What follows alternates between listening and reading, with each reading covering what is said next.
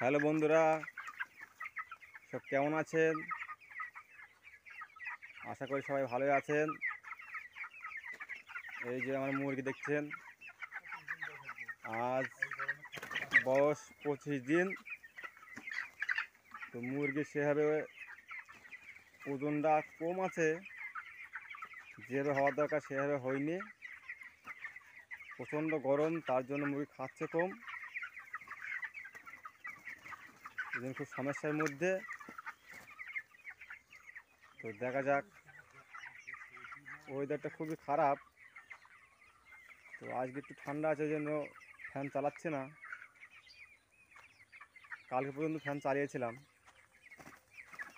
এই যে আমার মুরগি। আর যেহেতু এখন খুব সমস্যার মধ্যে, চারিদিকে যেহেতু ভাইরাস, সেদিকে একটু নজর রাখতে হবে। তো আমি এখন এই যে খাবার ঢেললাম। এই যে আমার মুরগি।